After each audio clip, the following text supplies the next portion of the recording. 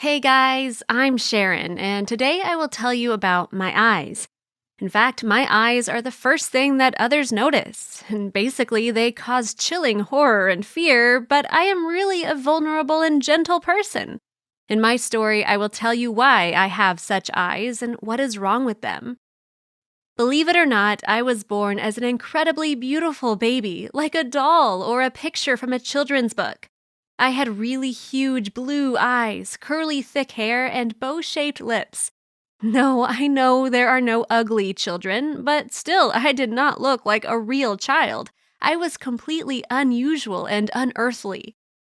Mom says that sometimes she even had to drive other curious children away from me who were constantly trying to touch my hair, pat my cheeks, and to hold me.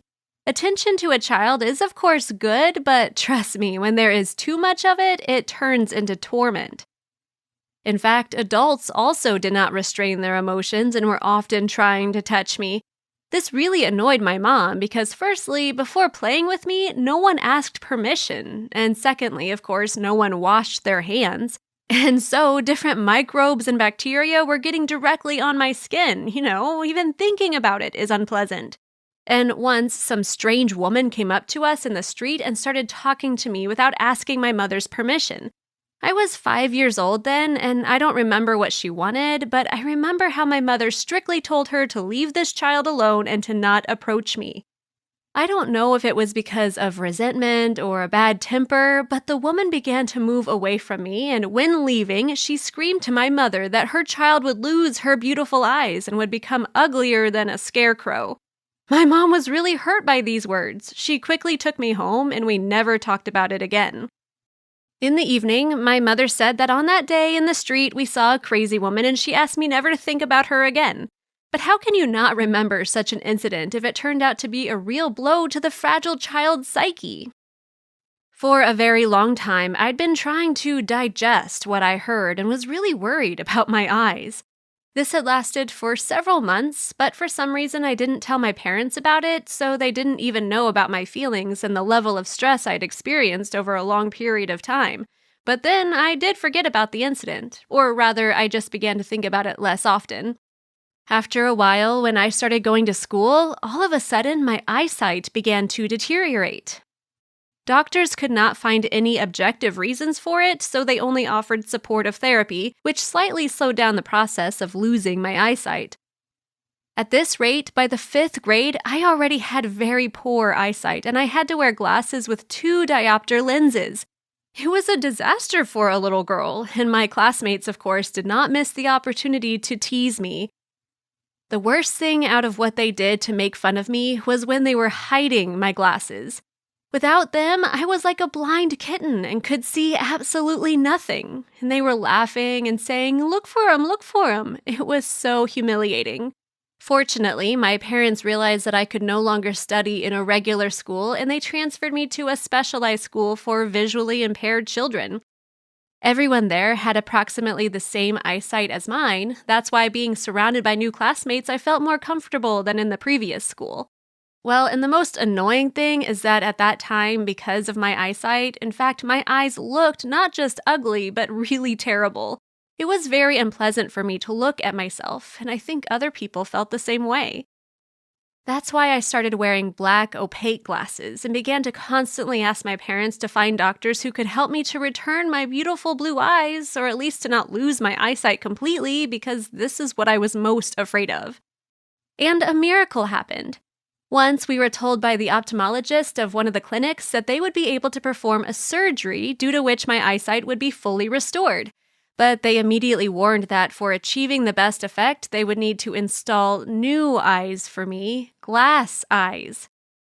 I immediately rushed to surf the internet and began to look at what people with glass eyes looked like. And this seemed kind of manic or something. It was even worse than how I currently looked. Because of that, I refused the surgery, deciding to let everything just run its course. Maybe now you think that I'm an idiot for thinking appearance is more important than eyesight, but this is not entirely true.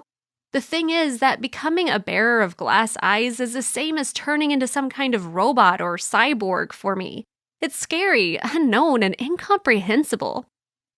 Soon, when I refused the operation and came to terms with the thought that I would soon become completely blind, fate brought its own adjustments to my plans. My classmate Judy from my new school for the visually impaired children invited me to her place for her birthday party. In the midst of the event, the courier rang at the door and handed Judy a gift box, saying that it was for her. All the guests, including me, were eager to find out what was in the box and began to applaud. We were sure that there was some kind of stunning surprise for the birthday girl, and we were right. However, Judy said that it was just another gift from her stepmom, and she was already fed up with her surprises, so she said that anyone could open this box and just take what was inside it, and I turned out to be that volunteer. As soon as I lifted the lid off the box, there was heard a loud bang, and I felt pain in my eyes. I didn't see anything around at all, but I realized that things were very bad because everyone started screaming. At the hospital, I learned that inside the box there was a powerful firecracker filled with wood chips, some of which got into my eyes under powerful pressure. And the doctors also said that I needed to immediately decide whether I wanted to lose my eyes and eyesight or to agree to have the implants. There was no choice, so out of hopelessness, I agreed. On that day, I had the glass eyes installed, which I had tried my best to avoid, and a few weeks later, I started my new life. I regained excellent eyesight, like in childhood, but then began to be scared of myself after seeing my reflection in the mirror. These eyes, or rather their substitutes, were kind of lifeless and empty, so I don't know whether I should cry or be happy about them. It took me a while to get used to the reaction of others when they saw me, and in the end, I still decided to wear sunglasses more often so as not to scare anyone. Although I don't really feel comfortable wearing them, I will protect my nervous system in such a way. By the way, as for Judy's birthday and that firecracker in the gift box, the police found out who the sender of the gift was and revealed that it was Judy's stepmother. She hated her stepdaughter so much that she tried with all her might to harm her to get rid of her. That is, Judy was supposed to be in my place. When I found out about this, I was very angry with Judy because she knew who the gift was from and knew that it could be dangerous, so why did she let me open it then? This was very disgusting and mean of her. Her stepmother was put in jail, and she will have to spend the next 4 years there. It seems to me that this is a very short period of time because, in fact, she could have killed me or someone else with her surprise. But my story does not end there either, because my mother still recognized in Judy's stepmother the same crazy woman who had prophesied many years ago that I would be deprived of my beautiful eyes.